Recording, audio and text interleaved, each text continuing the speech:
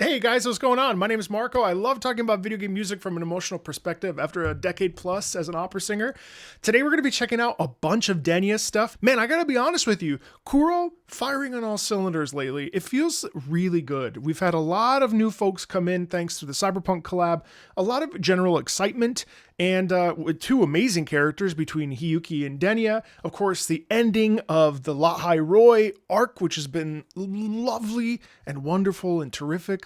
Let's get into it. First up is the Resonator Showcase Denia Human Mimicry Protocol.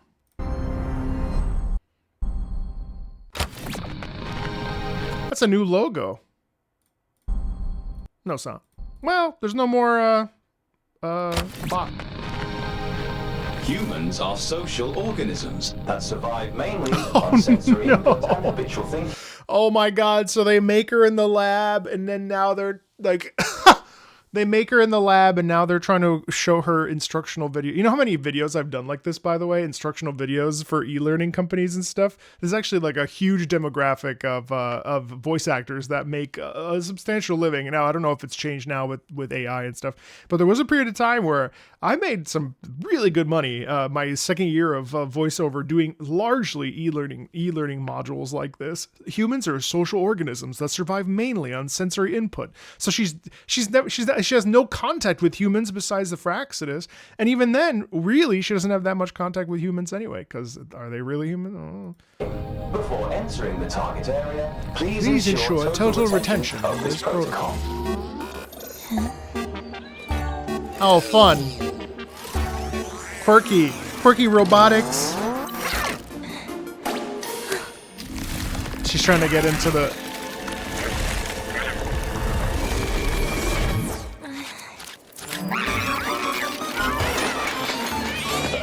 I love, that's cute. She's learning. Visible signs of contamination. Observe and mirror human micro movements, postures, facial cues, body language. Present a profile they will find approachable. It's so charming to me how we are watching sort of the evolution of her character and how she, like, you know, figures out how to be a person in the world. And musically too, it's got that boom shaka down boom baka. We get this a lot, like this playful waltz, and that really lands. That's charming. And a little bit of the robotic. External mimicry, however, is only the baseline. To truly integrate into their social structure, you must access their relationship network. Second, social relationships. Develop a working knowledge of their preferences. Find common ground. Offer emotional returns. Yeah, you probably couldn't hear it, but it goes ba-da-da-dee-da, ba-da-da-dee-ba. And that to me is just the brightness of like trying to fit in, right? Ba-da-da-dee-da, ba-da-da-dee-da. Ah, I'm fitting in. Life is good. You know, like she's just cute. She's cute. This is key to earning their trust. Another week and Fleet Snowfluff still on the top. Our score has been growing for years. Sensory overload. How did she even do that? Surprises. What is it? I want to try that. You ready?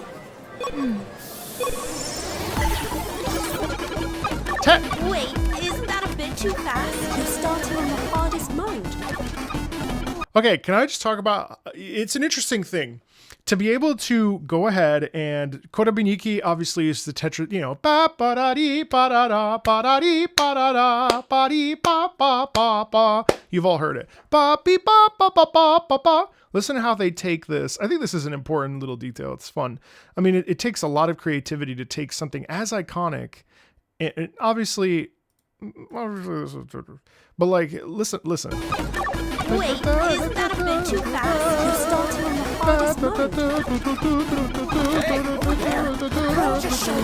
So what they did is they went ahead and created a different kind of Russian folk song.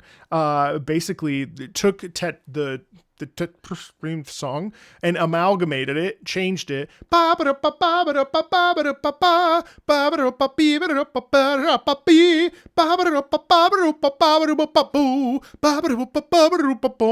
hey, hey. It's still got a similar sound, you know.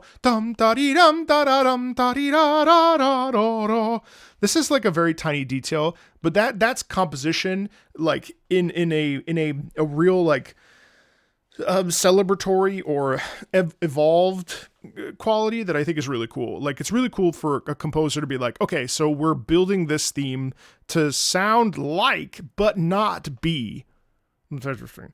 And so we go and create something kind of out of air, you know, but you still have to have an understanding of like the waltz, the dance, the it's not an actual waltz, but like the qualities that go into this to be able to produce it. It's a high level thing. This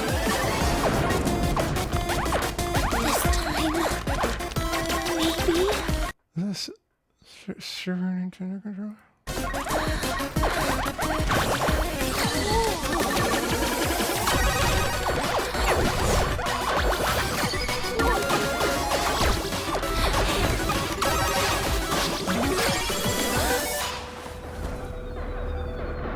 Oh, she can't tell anybody. You know, and I will say, so when I first immigrated to the United States from Italy, my grandparents gave us a Super Nintendo, and I knew which, you know, oddly the colors here, they're the color anyway. I couldn't communicate with my family. The only way I could communicate with my family was through motions and through playing Super Mario World and this Power Rangers game I had. And so this is kind of beautiful because this not only does it become her first obsession, and I relate to that as well, and I'm sure many of you do as well. But we also have this moment where she finally finds like something worth pursuing. Because if you think about it, as a character, she has not been able to engage with others, and really, other than trying to infiltrate the school for a specific purpose given to her by the Fraxidus, she really hasn't had a lot of, you know, time to be not only a kid, but also time to just be, you know, a person in the world, or to find hobbies or find things that make her feel a sense of value, you know? And so this is nice. Like, this is, I mean, it's sad because she's sitting in this room alone. Thankfully, whoever is keeping her, which I'm assuming is the Fraxidus, they've given her the opportunity to have this, you know, gaming console at home. But it's interesting that like this is what gives her purpose. And so here we go. She's at the top of the leaderboard, no one to share it with. And this is quite an accomplishment, because I don't know if you've ever beaten her, but it's very hard.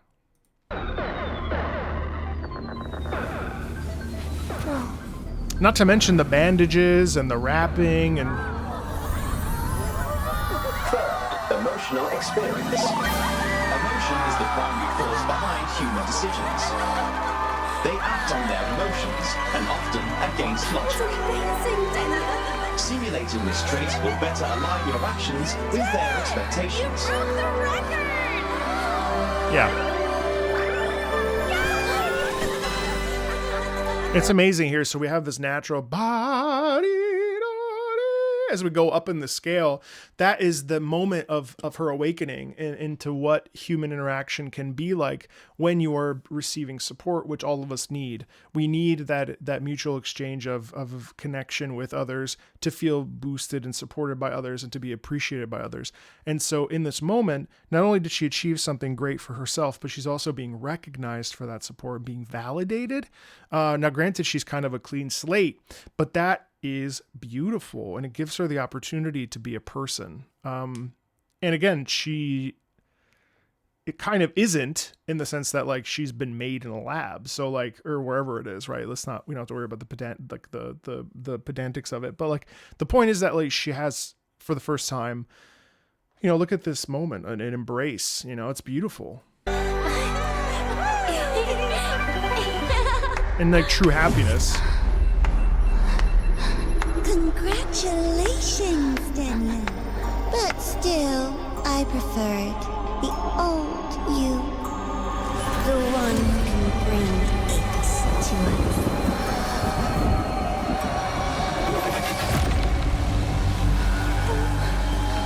us. Amazing.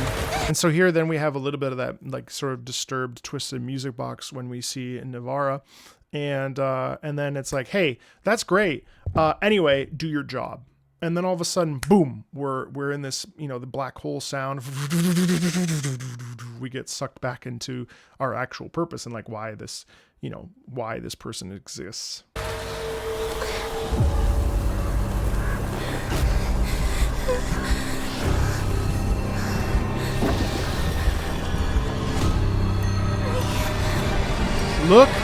Look at this astounding facial animation with the eye of with the LF1 staring at her, and that her shocked face, the zoomed in, it's very much that meme, the William Dafoe meme where he's looking, you know, it's amazing actually.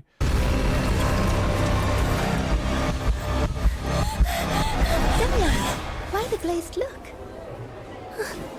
No, it's nothing. Enough games for today. Let's go grab some food. Anything you want to eat, Denia? I don't know. Nice, the accordion immediately cuts the Some ice. fries?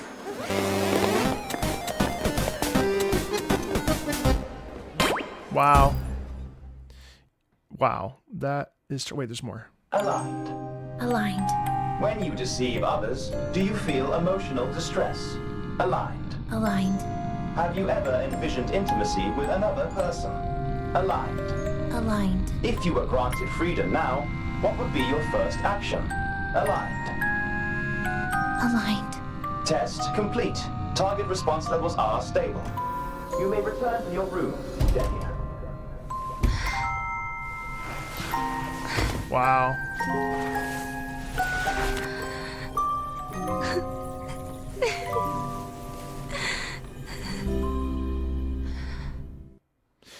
So she doesn't get to exist. She doesn't get to be a person, but she's made friendships. She's made actual relationships that she probably never anticipated actually having.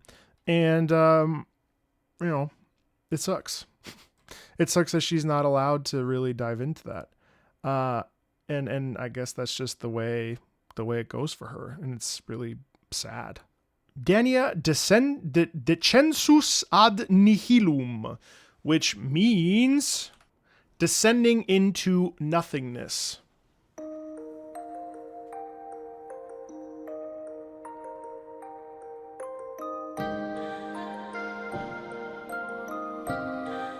So I mean, you know, I don't want to be pedantic and stop too much, but one of the interesting things here is using this glockenspiel, essentially, I would assume, to expose the childlike qualities of Denia, the innocence, the forced to be in a position that, you know, kind of robs her of existence, right?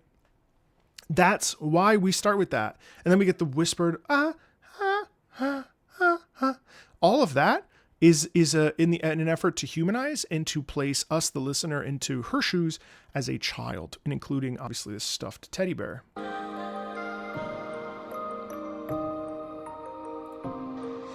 shooting star falls through the sea, floating down into my dreams. Your echo cries from far away, oblivion calls out my name. Never mind what I think.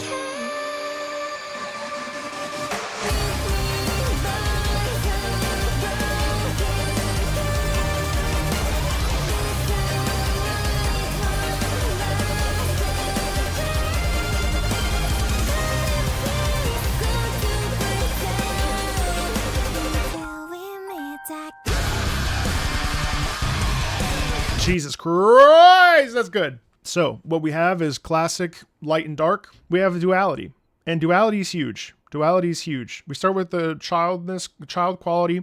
Listen to the vocals. It's a lullaby. You know, it's a children's song. A shooting star falls through the sea. Right? You hear how breathy that is? You know, if it were in my register, a shooting star falls through the sea. there's a lot of legato in that. There's a lot of holding on to vowels. A shooting star falls into sea. That helps kind of move us along. A shooting star falls in through the sea. So shu, a, fall, u, e, right? And I think that's a really interesting detail to sort of dial back and just have it be mostly vowel. A shooting star falls through the sea, right? It's again, there's no vibrato. There's a lot of breath in the sound. It's very, very vulnerable, right?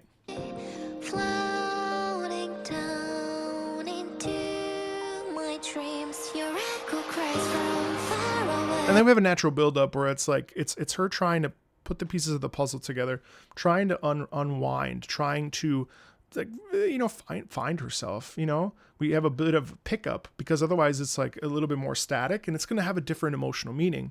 Whereas when we pick up in tempo, this is like the character trying to uncover the reality, the truth, you know. Vian calls out my name, never mind that I became. And then listen, so we go became muffled, and then we kick into this next one.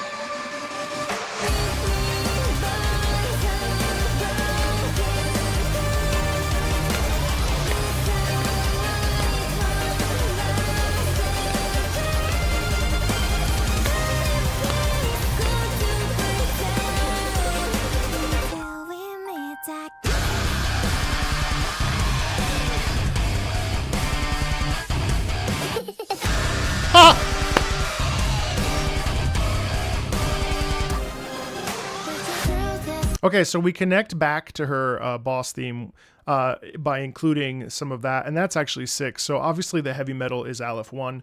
It's the duality in her. She has Denia, the young child, the young girl, and we have that horrifying monster of a Threnodian that's right behind her, following her in every step. That connection, that synergy, almost as if she's the resonator of the or attempted resonator, of course, of the Threnodian. And so you get that real hard sound, which is so incredibly good.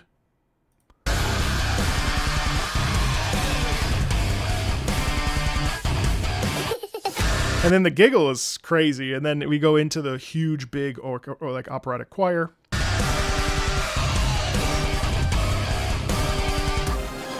But even that's a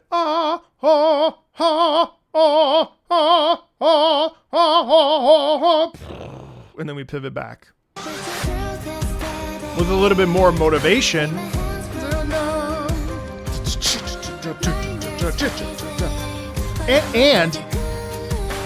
And I think, like, because the lyrics are the way they are, and because now we have this increase in tension, I mean, I don't think we've even peaked. We just are stacking the ladder, so to speak. This part is her awareness of the fact that she is connected to that Threnodian, is connected to Aleph 1, is connected to something otherworldly. And again, based on what we just saw in the PV, trying to find herself, trying to be a person in the world and hiding it. And it's nice to pretend sometimes, but also, like, you know, she's trying to put the pieces of her life together. So she has this duality that's sitting in her chest, right?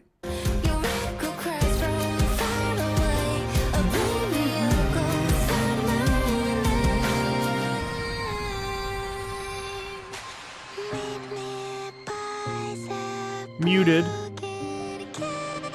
Nice. The last embrace will be found.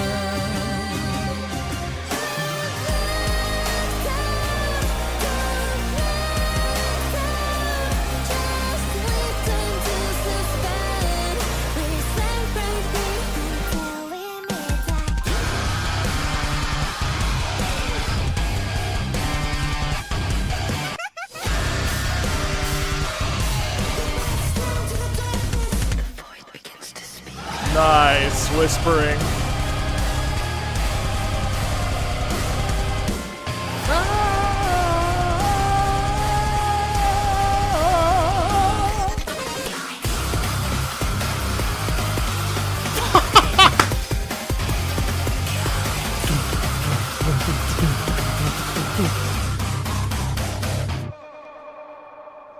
kind of like she's a foil to Imeth, where Imeth has this kind of purity in her naturally, and everything's really bubbly and sweet, and this is the opposite. Now, obviously, that's not true because we know that Imeth has some, complexity in her characterization, of course. But in this particular instance, we have this. Really, it's the duality of between rage and gentleness, right? There's you wouldn't expect that kind of disproportionate.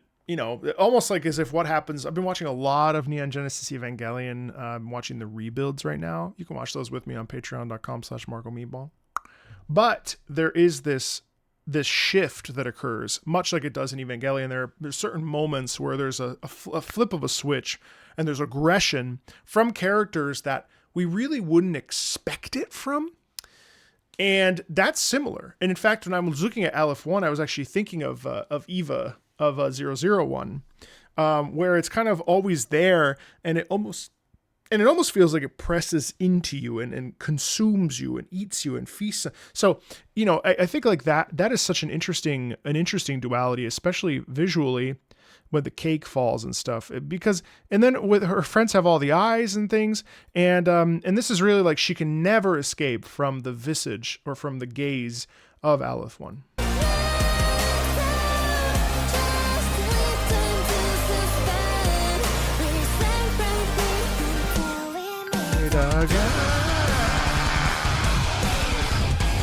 And I'm going to stop one more time before the end and say also too that I think this is loss of control, a desire for control, an inability to have control. Therefore, this is violence, musical violence at that. Very, very excellent.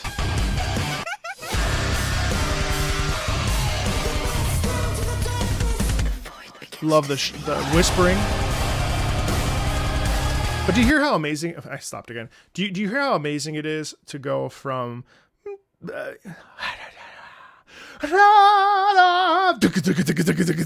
just that, how heavy that is? It's super satisfying.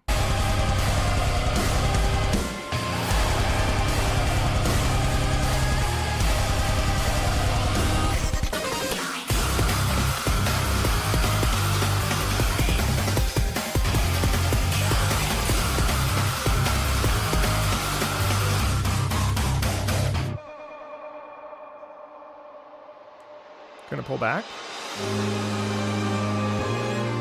Okay, strings, nice. Repeating the melody, but with the strings is really effective.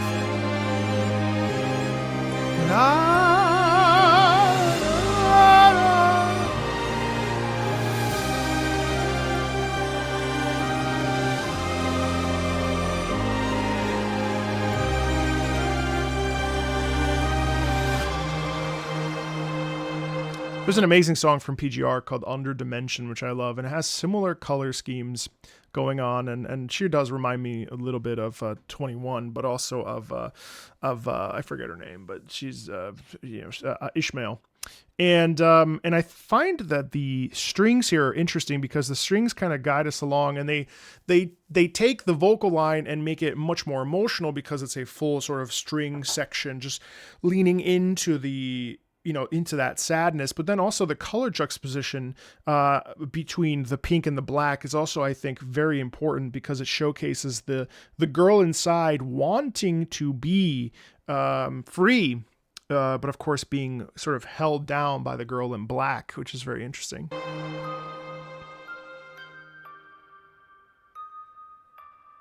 And then we have this kind of fade away with the Glockenspiel.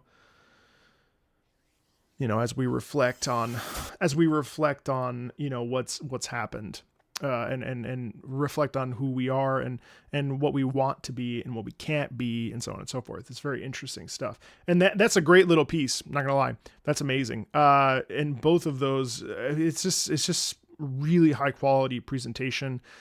I'm so impressed and continue to be impressed by Wuthering Waves. just great stuff, honestly. Like I really love playing it. It's so much fun. Look forward to a lot more streams. Look forward to a lot more music reactions and breakdowns and analysis. I have realized in my time that because I'm a variety channel, I try really hard to keep a steady flow of content, but from a variety of different things. But this is a live service game that's constantly changing and constantly improving. And while I'm probably not gonna go overboard like I have with previous live service games to, make content solely or exclusively for an extended period of time on Wuthering Waves, I definitely want to start having it in that rotation because I really love it and it's fun and you guys love it too. And that's just a great and satisfying feeling for me. So thank you so much. Take care. See you later. Bye.